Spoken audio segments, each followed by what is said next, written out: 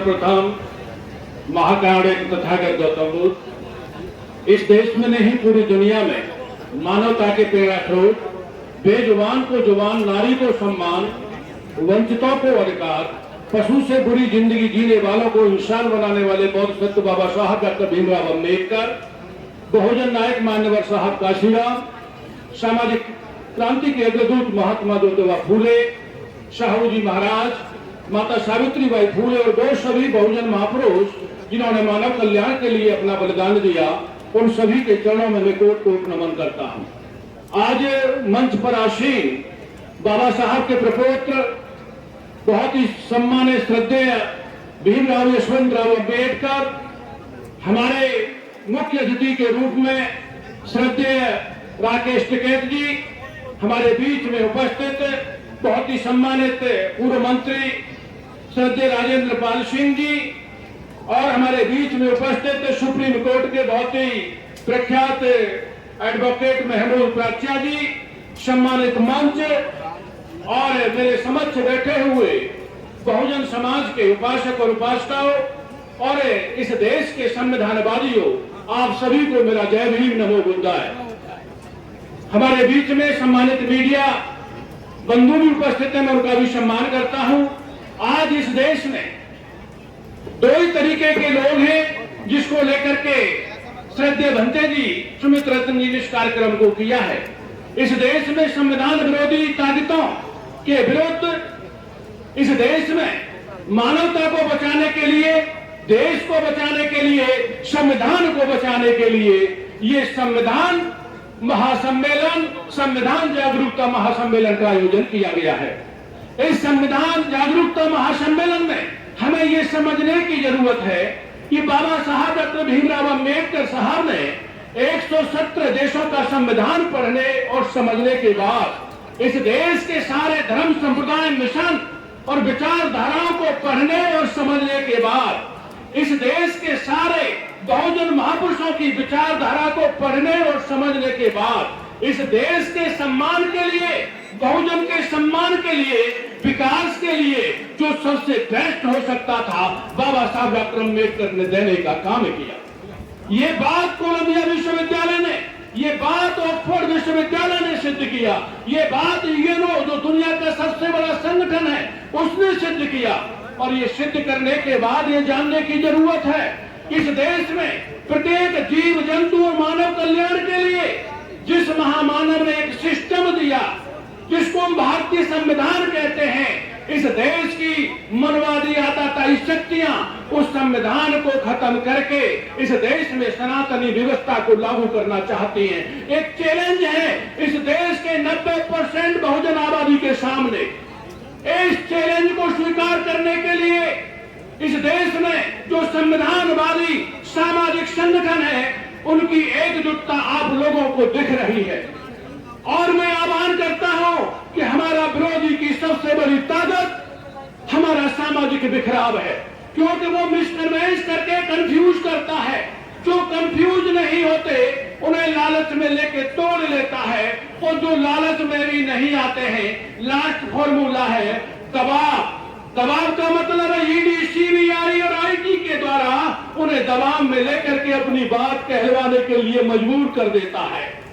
इसीलिए बाबा साहब के संघर्ष को, बाबा साहब को पढ़ने की जरूरत है।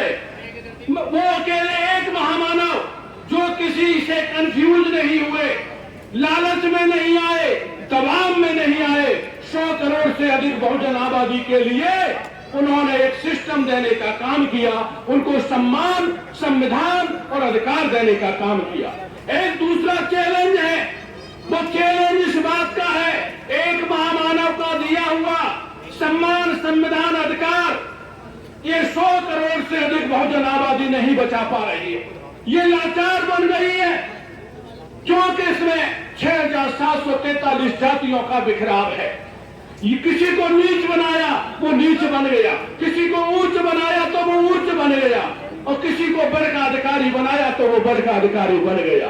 साथियों, आज इस देश में बहुजनों को ऊंच नीच और छोटे बड़े का भेद खत्म करके दलगत राजनीति से ऊपर उठ करके बाबा साहब का दिया हुआ सम्मान, संविधान और अधिकार बचाने के लिए एकजुट और एक राय होकर के एक मत होने की आवश्यकता है। नहीं तो वहीं पहुंचा दिए जाएंगे जहां से बाबा साहब डॉक्टर अम्बेडकर आपको उठा करके लाए थे। गुलाम और मधुआ मजदूर बना दिए जाओगे।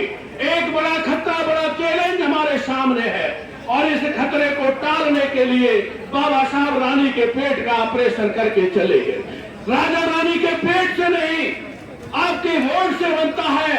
इसीलिए मैं आह्वान करता हूं इस देश के बहुजनों का कि जो संविधान विरोधी शक्तियों को हराने के लिए एक फारा खींचना पड़ेगा। एक तरफ वो शक्तियां हैं जो इस देश में बाबा साहब का दिया हुआ रोजी रोजगार, शिक्षा, सम्मान, संविधान अधिकार को खत्म करना चाहती हैं। इसीलिए 90% मानवतावादी, संविधानवादी लोगों को बाबा साहब का दिया हुआ शिक्षा, सेवा, रोजी रोजगार, संविधान बचाने के लिए एकजुट और एक मत होने की आवश्यकता है। नहीं तो साथियों, मैंने देखा है इंडियन कॉन्स्टिट्यूशन का वायलेशन हो रहा है। एक ही भर्ती में एससी और ओबीसी के पद को एनएफएस करके सामान्य से भर दिया जाता है।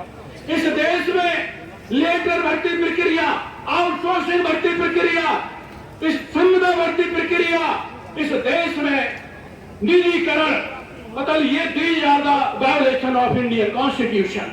ये भारतीय संविधान का उल्लंघन है। जो देश में भारतीय संविधान का उल्लंघन कर रहे हैं वो सबसे बड़े राष्ट्रवादी बनते हैं।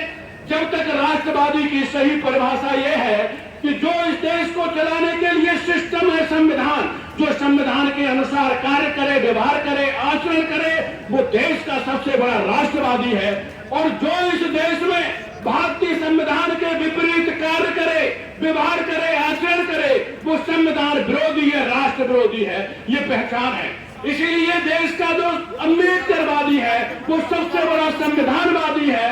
जो संविधानवादी है वो देश का सबसे बड़ा राष्ट्रवादी है। इस देश का बहुजन सबसे बड़ा राष्ट्रवादी है। इसीलिए देश के बहुजनों एकजुट और एक राय होकर के एक मत हो जाओ तो ये देश तुम्हारा होगा, देश के सारे प्रांत तुम्हारे होंगे।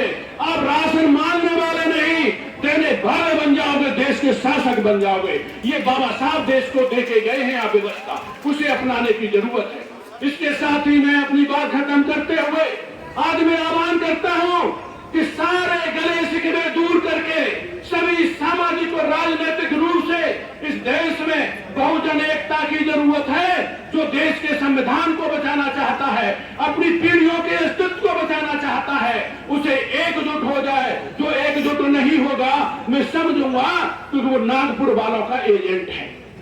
इसीलिए आज हम आवाज देते हैं संविधान बचाने के लिए। आवाज दो, हम एक है। आवाज दो, हम एक है। आवाज दो, हम एक है। जय भीम, जय भारत, जय संविधान। बहुत बहुत धन्यवाद डॉक्टर साहब। बहुत ही ओजस्वी वक्ता, बहुत ही विद्वान व्यक्ति हैं। आपके लिए बहुत कम समय है, आप 2-2 घंटे का भाषण करते हैं। ये कार्यक्रम गैर राजनीतिक है, ये सामाजिक कार्यक्रम है, धार्मिक कार्यक्रम है और संविधान के मान सम्मान में कार्यक्रम है। तमाम लोग हैं यहाँ मेरे बीच में आए हैं जो राजनीतिक हैं। मैं उनसे निवेदन करूंगा कि अगर आपने किसी भी तरह का वक्तव्य रखा तो मुझ पर ये लांछन लग जाएगा कि मैं फलानी पार्टी का व्यक्ति हूं, है ना। अखिल भारतीय अंबेडकर ये जो संघ है हमारा मुरादाबाद का, उसने हमें 10,000 रुपए का चेक दिया है। बहुत बहुत धन्यवाद उनका, एक बार ताली बजा दीजिए। हालांकि हमारा समाज दानदाता है, देने वाला है और मेरा निवेदन भी है, बगल में दान लिया जा रहा है आपका, जो भी आपका मन हो देने का, कोई दबाव नहीं है, आप जरूर दान करें। हालांकि यहाँ आने में आपको बड़ा संघर्ष करना पड़ेगा, इतना कीचड़ हो गया है, लेकिन फिर भी आपके जज्बे को हम सलाम करते हैं।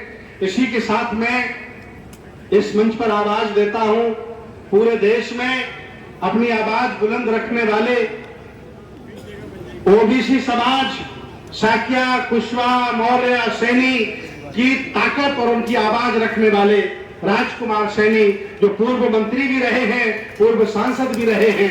मैं चाहता हूं ये अपना थोड़ा, चूंकि इनका जो भाषण देने का है ये बहुत लंबी आलोचना कर देते हैं, क्योंकि पुलिस फोन मुझे कर रही है कि मुझ पर बहुत बड़ा दबाव ऊपर से आ रहा है, ये संविधान का कार्यक्रम रखा जाए, किसी पर बहुत ज्यादा आलोचना